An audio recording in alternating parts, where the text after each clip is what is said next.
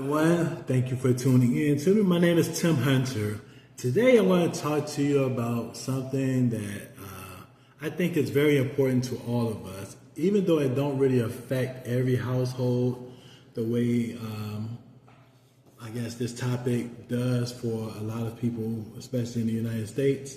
I think it is enough for us to be touched by this particular subject matter.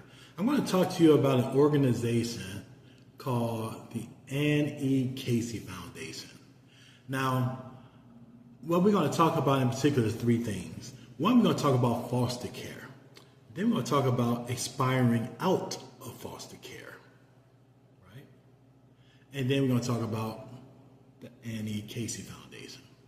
Let's talk about foster care. Right now, they say there's about 23,000 kids currently in foster care. And every year, about 15,000 of those kids exit out of foster care because foster care is a government funded thing that basically that families who take on children or foster children in their households, they get a monthly stipend to do that for each kid they do that for. Well, when that term ends, normally the family just sends the kid out as a full functioning adult and they're on their own from that point on. Normally, this do not consist of any monies being handed over to the kid whatsoever when they turn 18 years old, right?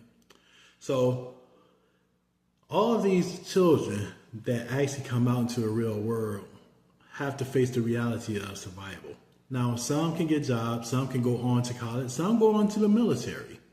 But there's a lot, an awful lot that end up on the streets, well, wherever town that they're in, or they try to travel abroad to try to find some type of opportunity. But keep in mind, they're still children. They're 18 years old, but they're still children. So they have to learn. How do they learn? They have to learn through trial and error and experience, life experience. The problem is there's a lot of predators out there.